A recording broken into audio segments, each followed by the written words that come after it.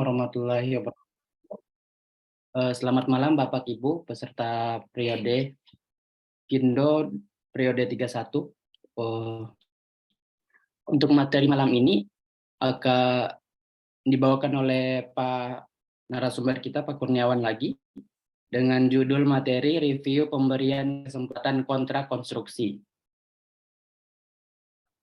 Mungkin kepada Bapak bisa langsung memaparkan Pak. Silakan Pak. Baik, terima kasih ya. Saya share dulu. Materi saya sudah share di grup ya. Iya sudah Pak. Sudah share juga ke grup. Oke, nanti kita masuk di hitung-hitungan juga ya. Hitung-hitungan dan kita masuk juga di materi pokoknya ya.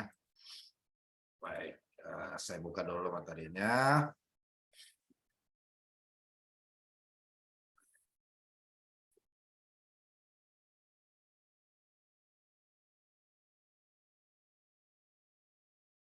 Oke.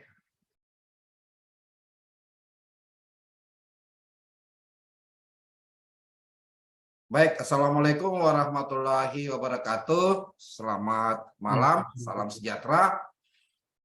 Materi malam ini materi keberapa ya, Pak Daniel ya? Kelima Pak. Materi kelima dengan tema dan topik review pemberian kesempatan kontrak konstruksi. Jadi pengalaman mendampingi paket-paket proyek khususnya di luar Kendari, ya di luar Sulawesi. Sering saya jumpai PPK, pejabat pembuat komitmen, ya melakukan adendum kontrak perpanjangan masa pelaksanaan pekerjaan karena pemberian kesempatan. Jadi perpanjangan masa pelaksanaan pekerjaan itu ya ada karena pemberian kesempatan, ada karena peristiwa kompensasi, ada karena adendum volume atau kuantitas, ada karena adendum ya.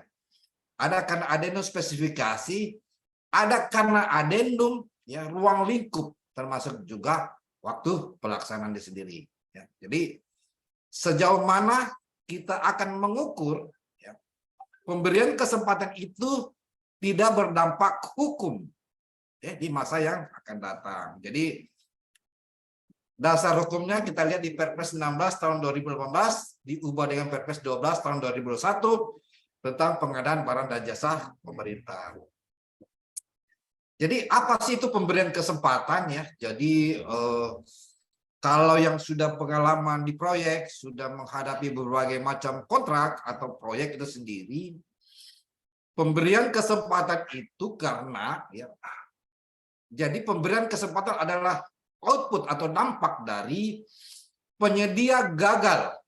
Jadi kata kuncinya adalah penyedia gagal menyelesaikan pekerjaan sampai masa pelaksanaan kontrak berakhir. Jadi masa pelaksanaan kontrak berakhir ada dua fase, ada dua tahapan. Ada serah terima. Pertama yang disebut dengan PHO, professional handover, di mana di situ ya para pihak sudah menandatangani kontrak dengan waktu yang sudah ditetapkan, dan ada dua fase yang lain, yaitu pemeliharaan pekerjaan, di mana pihak harus, khususnya pihak penyedia, harus menjaga keandalan, ya, mutu, kuantitas, dan waktu capaian ataupun pekerjaan yang sudah diserah terimakan pertama. Jadi pemberian kesempatan ini adalah output atau dampak dari keluaran dari penyedia yang gagal. Kalau PPK yang gagal, kuasa pengguna anggaran yang gagal, atau pengguna anggaran yang gagal, outputnya adalah peristiwa kompensasi. Dengan cara apa? Tetap memberikan masa pelaksanaan pekerjaan, waktu masa perpanjangan masa pelaksanaan pekerjaan, tanpa disertai denda. Kalau peristiwa kompensasi, karena kelalaian dari pengguna anggaran, kuasa pengguna anggaran, dan pejabat pembuat komitmen. Itu namanya peristiwa kompensasi. Sedangkan pemberian kesempatan karena kegagalan penyedia untuk menyerahkan pada masa akhir pelaksanaan kontraknya sendiri.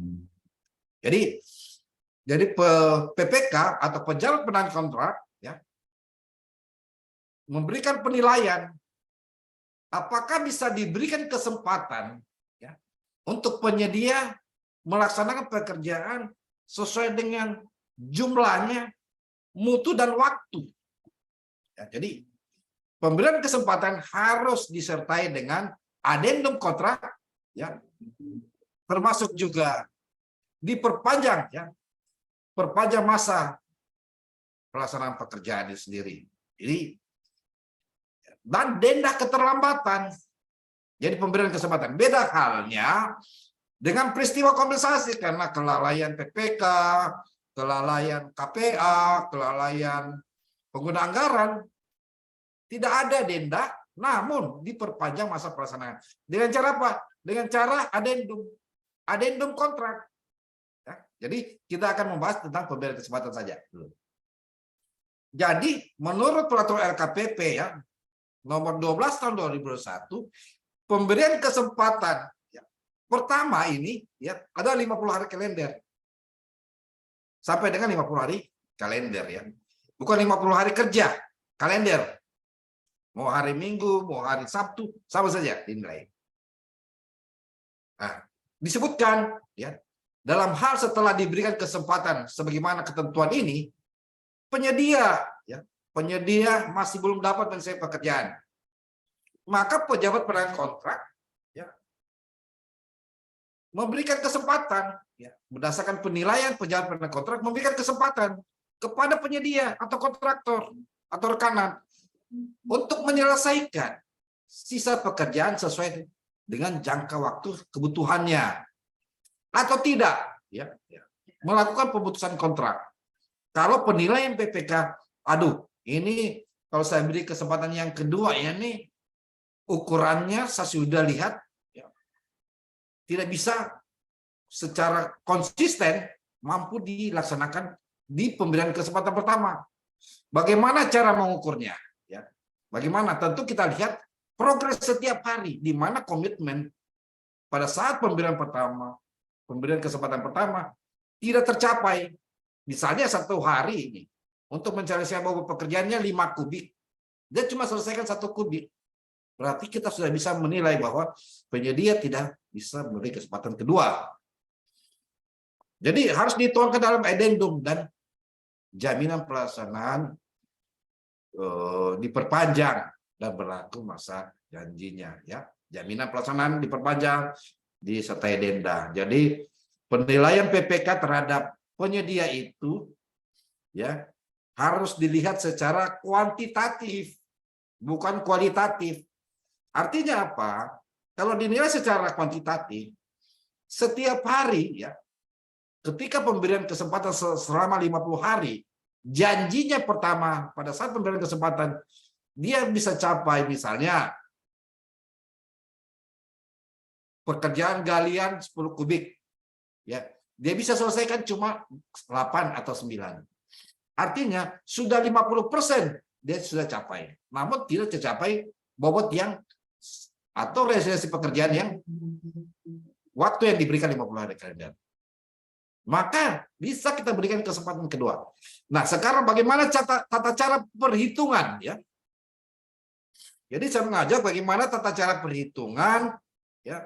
Tata cara perhitungan untuk memberi kesempatan kedua. Berapa sisa waktu yang harus kita berikan ya? Ketika kita beri 50 hari kalender. Nanti kita ada kerjanya itu sendiri. Baik. Itu jadi penilaian PPK itu ya, harus berdasarkan pendekatan kuantitatif ya, bukan pendekatan kualitatif. Ya, gitu. Nah, ini. Misalnya ya saya kasih contoh diberi kesempatan pertama ini. Setelah adendum kontrak dan SPMK ya, realisasi bobotnya saat diberi kesempatan ini pertama adalah 50%. Ya misalnya tanggal 1 Agustus. Diberilah kesempatan 50 hari kalender. 50 hari kalender jatuh pada tanggal 9 September 2023. 9 September 2023. Untuk PHO, serah terima pertama. Jadi itu. Setelah dalam perjalanan kontrak, ternyata misalnya capaian kinerjanya ya, pada saat pemberian kesempatan pertama ini di tanggal 9 September ya, 9 September realisasi atau bobot pekerjaannya adalah 90%. Berarti ada selisih 10% dari rencana bobot 100%. Nah, di 90% dengan selisih bobot 10%, bagaimana sih kita menentukan kalau kita punya keinginan, kita punya harapan pekerjaan itu selesai. Namun tetap kita melihat bagaimana penyedia atau kontraktor menyajikan apa? Menyajikan hitung-hitungan untuk mencapai bobot pekerjaan di berapa hari misalnya. Jadi itu yang kita akan lihat ya, di berapa hari. Berapa hari sih untuk menyelesaikan 100% jika bobot pekerjaannya ya adalah 90%. Ya. Jadi ya, harus melakukan review pemberian kesempatan kedua. Bagaimana caranya menambah 5 hari kerja? Berarti kita pasang rumus ya. Kita pasang rumus 50 hari ya, dibagi sesuai hitungannya adalah dibagi 100 dikali 90 adalah 45 hari. 45 hari kerja ini adalah 40 hari kalender ini adalah bobot 90%. Ya. Nah, ada sisa 5 hari.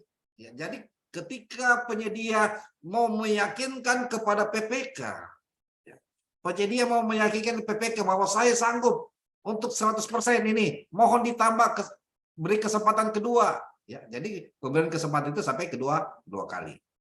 Tolong sisa minta kepada PPK, kepada penyedia, hitungan Anda ini berapa sih setiap hari ini? Berapa hari lagi saudara mau minta tambahan? Ya. Kalau penyedia atau kontraktor, ya, ya, meminta tambahan 6 atau 7 hari ke depan, tolaklah. Jadi PPK harus menolak. Ya, karena kenapa? Secara hitung-hitungan kuantitatif, saya berkeyakinan penyedia tidak mampu melaksanakan pekerjaannya. Kenapa tidak mampu melaksanakan pekerjaannya? Karena sudah kita tahu bahwa untuk bobot 90% pekerjaan ya, yang dihasilkan 45 hari. Berarti 50 dikurang 45 ada 5 hari. Kalender dengan bobot ya 10%. Artinya kalau dia bisa yakinkan kepada PPK, dia bisa yakinkan kepada PA, pengguna anggaran, atau kosa penggunaan, saya siap menyelesaikan untuk 1 hari, bobot 2%, mana hitungannya? Jadi bagaimana cara mengukur hitungan? Bagaimana bisa kita meminta hitungan dari penyedia? Dia bisa selesaikan pekerjaan setiap harinya untuk bobot 2%. Gimana? Tentu kita lihat analisa harga satuan pekerjaannya. Untuk misalnya pekerja berapa persen per hari kita tetapkan. Misalnya 0,5. Untuk peralatan pekerjaan berapa persen atau bobot pekerjaannya. Untuk pemasangan misalnya berapa persen. Jadi PPK tidak serta-merta menerima ya permintaan dari kontraktor, permintaan dari penyedia untuk menambah ya dengan pemberian kesempatan kedua. Jika penyedia meminta 6 hari Pak, 7 hari Pak, sudah pasti dia akan gagal. Karena kenapa? Dia tidak bisa menjelaskan 1 hari realisasi bobot yang harus tercapai adalah 2%. Bagaimana caranya? Nanti banyak hitung-hitungannya dengan melihat analisa harga satuan pekerjaan dan daftar kuantitas dan harga. Gitu.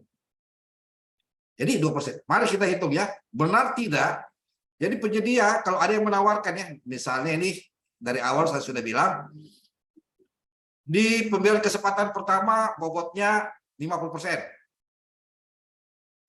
Ya. 50 hari kalender. Ya. Ketika dia kasih kesempatan pertama, dia cuma 90%. Di 9 September, selisih 10%. Kita bisa ya, nilai dia. Oh, bisalah kita kasih kesempatan kedua. Bagaimana saudara jelaskan supaya saya bisa yakin bahwa di tanggal yang ditetapkan saudara akan mencapai bobot 100%. Bagaimana caranya? Caranya dia menjelaskan apakah dia yakin, apakah dia jelaskan bahwa saya menambah 5 hari saja Pak, supaya bobot saya adalah 100% Pak. Saya tambah 5 hari. Bagaimana 5 harinya? Setiap hari bobot pekerjaan atau realisasi pekerjaan, baik aspek tenaga kerja, aspek peralatan, itu dia bisa capai 2% per hari. Bagaimana itu ya? Mari kita ke Excel ya. Jadi ada hitungan Excelnya.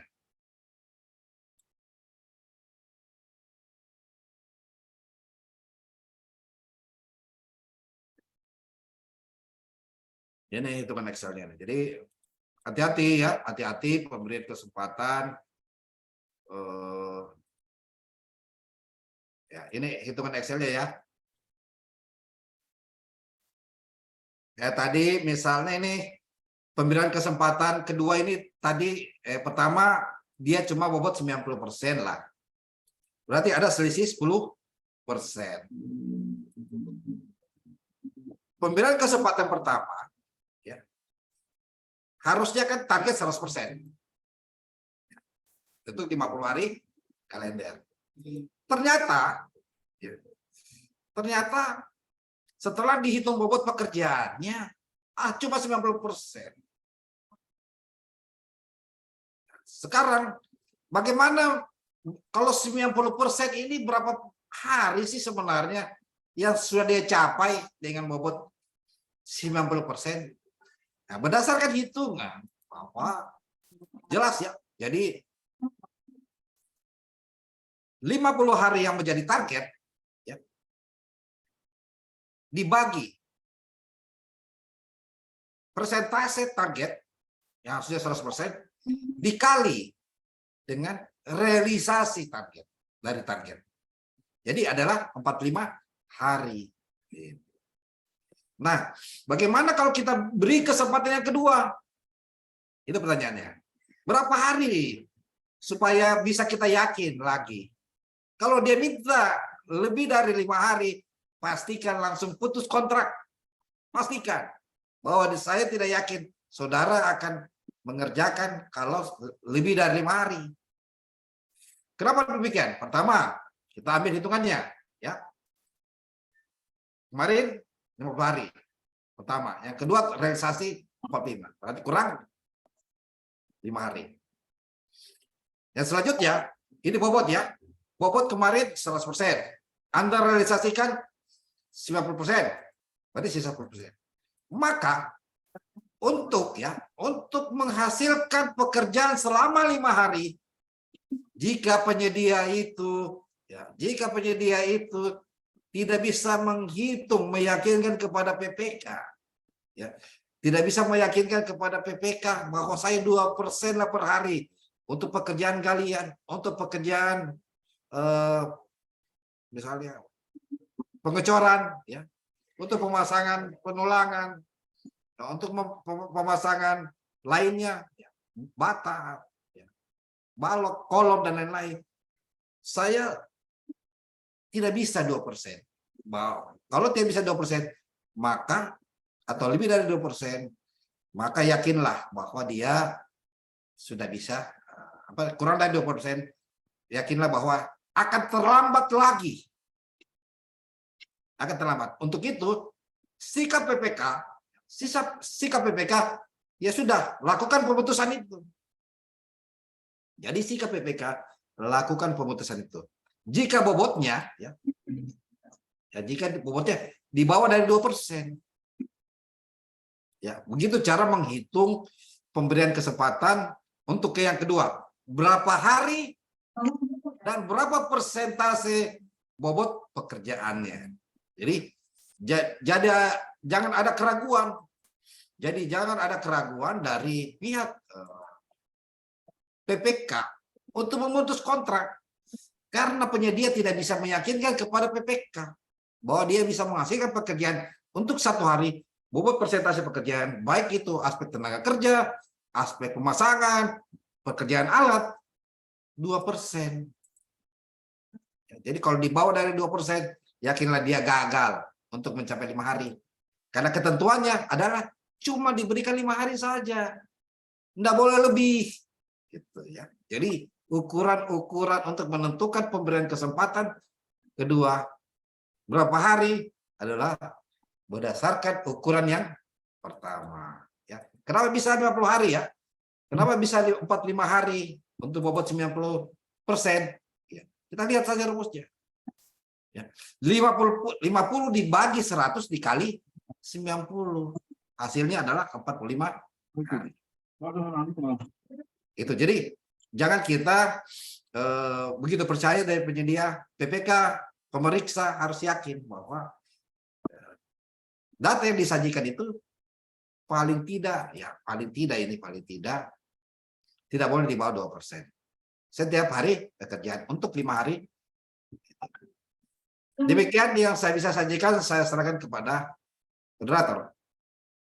Oh, terima kasih banyak Pak atas pembahasannya. Kita buka sesi tanya jawab Bapak Ibu. Silakan raise hand ataupun menuliskan pertanyaannya di kolom chat atau bisa dibuka mic-nya. Bisa berkomunikasi langsung dengan narasumber kami. Silakan Pak Sakorwi Ansur senior. Saja Bapak. Siap. Halo Pak. Siap. Kan di LKPP itu kan bisa sampai 90 hari baru bisa diputus kontrak atau maksimum denda 9% karena 1 per mil kan ya. Itu bisa enggak orang itu memberlakukan seperti itu? Minta putus kontraknya, diputus kontraknya setelah 90 hari, dia denda maksimum. Kan dia punya risiko seperti itu. Gimana Pak? Ya, di peraturan LKPP Pak, itu 50 hari kalender Pak, itu di APBN. 90 hari Pak. Kalau APBN Pak, hari. APBN Pak itu 90 hari. Iya. Ya, kalau APBD itu iya. di LKPP adalah 50 hari kalender. Ya, betul. Ya. Jadi kalau hitungan-hitungan tadi saya ya, tadi saya sudah ilustrasikan Pak, ya saya sudah ilustrasikan misalnya ini, ya di hari ketika diberi kesempatan ini, ya diberi kesempatan kedua, ya jadi ada pemberian kesempatan kedua Pak. Iya betul. Ada pemberian kesempatan kedua, tapi begitu pemberian kesempatan kedua, bobotnya cuma 90%. Dan ketika PPK mau menetapkan perpanjangan karena pemberian kesempatan, ya, selain ditambah denda, ya, ditambah jaminan pelaksanaan diperpanjang, maka tidak boleh kurang dari 2%. Gitu. Dia harus selesaikan pekerjaan tersebut, ya, selama 5 hari. Kenapa demikian? Ukurannya adalah mengacu pada hari pertama pemberian kesempatan. Berapa hari kalendernya? Karena hitungan 50 hari kalender berarti bobotnya 100%. Ini pemberian pertama nih. Tapi begitu dikasih pemberian kesempatan pertama, dia cuma sampai 90% bobotnya. Maka berdasarkan hitungan, kita bagi 50 bagi 100 kali 90. Jadi 45. Nah, 50 dikurang 45 ada 5 hari. Kenapa bisa dapat 5 hari? Ya, pengurangan yang harus dicapai 50 hari. Nah, untuk mendapat 10%, ya tadi, ya kalau 10% ini pengurangan dari 100% target dan realisasi 90. Jadi 10%. Nah, untuk mendapat 2 hari, ya untuk mendapat 2 hari ini, Bagaimana mendapat 2%? Sisa dibagi saja, Pak. Dibagi 10, realisasi persentase dibagi 5. Ada 2%. Artinya, ya selama 5 hari, dia harus perharinya capai ya. Capai itu 2%. Lebih bagus lebih daripada kurang. Ya, paling rendah 2% itu sendiri. Jadi, itu hitungan yang paling kuantitatif, ya, yang sulit diperdebatkan. Jadi menurut saya Pak Sakowi, pemberian kesempatan itu menurut peraturan LKPP nomor 12 tahun 2021 itu 2 kali pemberian kesempatan. Tapi untuk memberikan kesempatan yang kedua harus kita mengambil parameter pemberian kesempatan pertama. Bisa tidak dia capai kita sendiri. Kalau dia tidak bisa capai atau dia tidak bisa yakinkan dalam bentuk menghitung kembali analisa satuan pekerjaan dikalikan dengan volume atau kuantitas yang tersisa, maka ya ketika dia bisa dapat 2%, yakin bisa kita kasih beri kesempatan kedua. Kalau di bawah dari 2%, yakin dia akan tidak selesai. Maka langkah yang kita harus ambil oleh PPK, putuskan kontrak itu sendiri. Karena penjelasan diberikan kesempatan kedua tidak mampu dia jelaskan hitung-hitungannya untuk per hari pekerjaan itu sendiri. Itu penjelasan. Iya, yang ada pengecekan wakil presiden apa? Begitu Pak penjelasannya.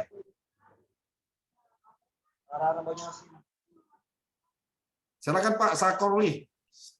Ya, maksud saya kalau itu untuk kepentingan apa nih, kan ini istilah saya itu bahwa ya kalau PPK nggak kejam gitu kan, atau ini apa nih kontraktornya bisa mau rugi, kan beban dia, misalnya dia 9%. Kalau normalnya memang baiknya memang dia itu harus lebih cepat agar dia tidak merugi, kan gitu maksud saya. Ya. Nah, apakah bisa seperti itu? Karena LKPP juga memberi kesempatan seperti itu. Kan bisa saja juga malah lewat akhir tahun, asal dipanya tersedia, kan gitu. Ya, karena dia punya risiko memang kan. Ya semakin cepat semakin dia tidak rugi sebenarnya. Tapi dia kalau ya kontraktor kan mungkin ada yang lelet juga kan. Tapi itu kalau memang itu kesalahan kontraktor ya. Kalau ada kesalahan pengguna jasa kan harus kompensasi waktu juga. Gitu. Benar Pak. Namun Pak, kalau bicara peristiwa kompensasi Pak, kalau kita bicara peristiwa kompensasi, harus kita kembali kepada regulasi yang mengaturnya. Ya, regulasi apa? Ya, kalau ini saya kasih contoh ya, regulasinya yaitu peristiwa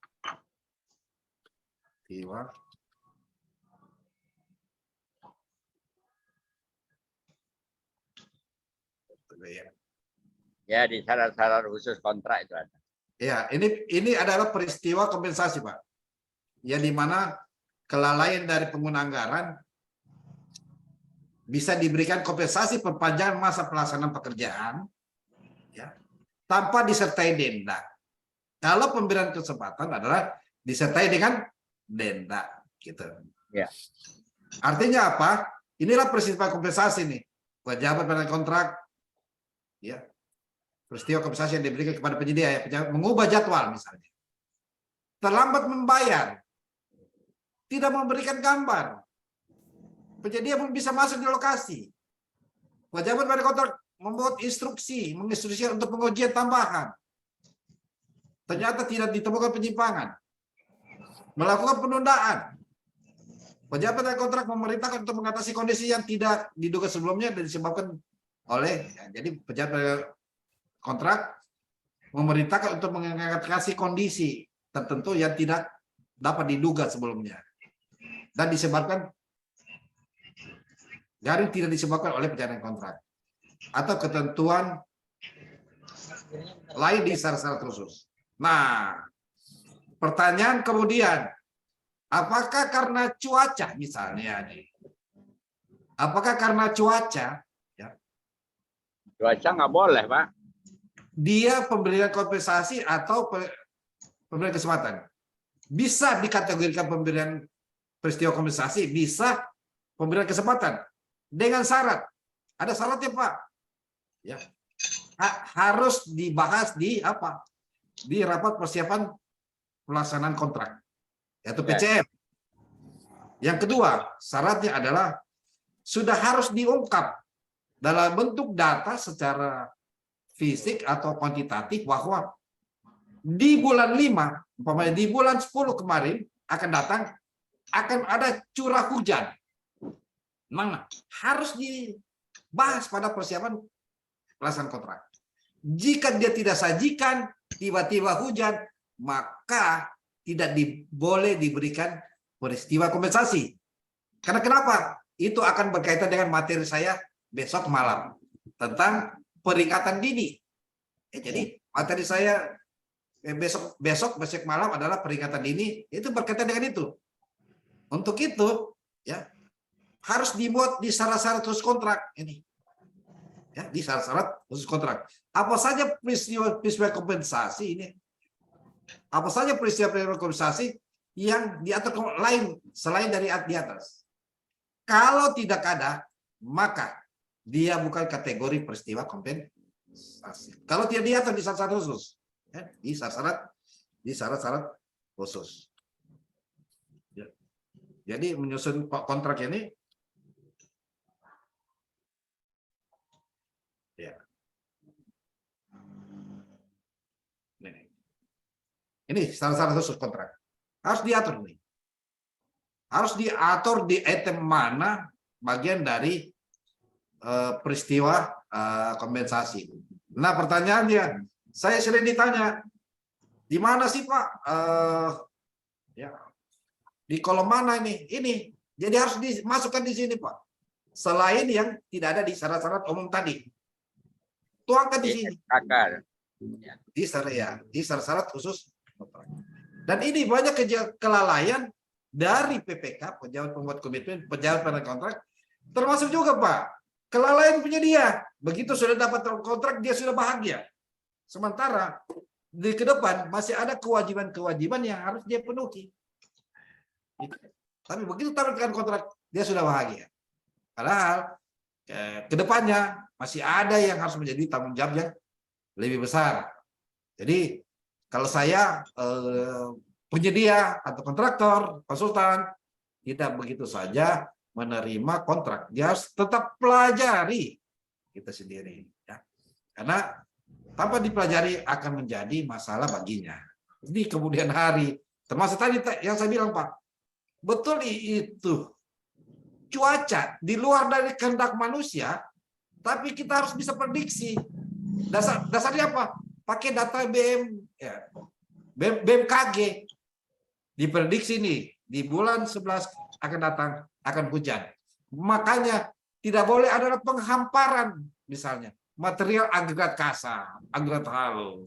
Gitu. Tidak boleh ada penghamparan. Pasti kalau dihampar, pasti akan jadi bubur. Tidak boleh ada pengaspalan. Ya, untuk pekerjaan misalnya lapis permukaan misalnya, permukaan jalan. Pengaspalan misalnya. Tidak boleh ada penghamparan agregat hot mix. Tidak boleh.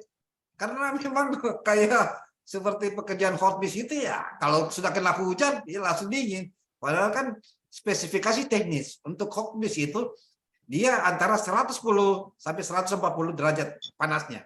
Ya. Sehingga jarak apa namanya AMP itu harus memang bisa diukur waktu untuk penghamparannya itu sendiri. Yang tidak boleh di bawah dari 110 dengan standar 140 derajat itu Pak. Gitu Pak. Jadi kalau tidak bisa dijelaskan pada saat persiapan kontrak, berarti kerugian ditanggung penumpang atau ditanggung penyedia. Gitu Pak. Baik, terima kasih Pak. Terima kasih Pak Sakarwi. Ya. Baik, terima kasih banyak atas pertanyaannya Pak Syarkowi. Mungkin untuk yang lain bisa mulai diskusi juga dengan Pak Kurniawan, Pak Henry, Pak Usmani. Bagaimana Pak? Apakah sudah jelas pemaparan dari Pak Kurniawan?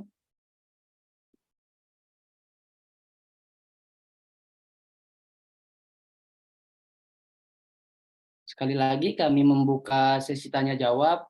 Silakan raise hand ataupun close mic-nya untuk memulai diskusi sama narasumber kami yang telah memaparkan materi malam hari ini.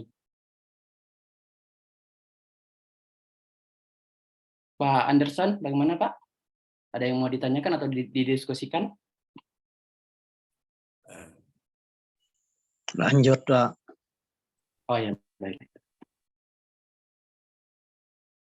Oke, mungkin Ibu Enik ya? Siapa Enik? Ibu Enik ya? Selamat malam Bu Enik. Mungkin ada yang mau ditanyakan atau mau didiskusikan mengenai materi malam ini? Atau materi lain boleh, silakan. Satu ada masalah, silakan. Kalau tidak mungkin kita close saja ya. Oh iya boleh Pak, mungkin. Ada closing statement-nya Pak? Ya baik, pertama ya kita kembali kepada regulasi ya. Jadi sebenarnya ilmu proyek ini ilmu hukum Pak Sakorwi. Kenapa demikian? Karena semua sudah diatur aturan mainnya. Ya, ilmu tekniknya itu sudah masuk di regulasi di PUPR. PUPR nomor apa? Nomor 1 tahun 2022. Yang kedua, tentang pemberian kesempatan ini diatur peraturan LKPP ya, nomor 12 2021. Ya. Pemberian kesempatan bisa dilakukan 2 kali ya. Pemberian kesempatan pertama 50 hari kalender. Dan pemberian kesempatan kedua tidak ditentukan, tapi dia disebutkan sisa pekerjaannya. Nah, sisa pekerjaannya ini kan sifatnya kualitatif. Tidak bisa diukur, namun ya, sekarang sudah bisa diukur. Menggunakan parameter apa? Menggunakan parameter pemberian kesempatan pertama kemarin, 50 hari kalender. Dengan hitung-hitungan bahwa jika penyedia, jika kontraktor mampu memberikan keyakinan secara kuantitatif kepada PPK atau pejabat pembuat komit dan pejabat penandatangan kontrak dengan ukuran-ukuran hitungan yang saya sampaikan tadi, ya maka bisa diberikan kesempatan kedua berdasarkan sisa pekerjaan tersebut. Yang ketiga, adalah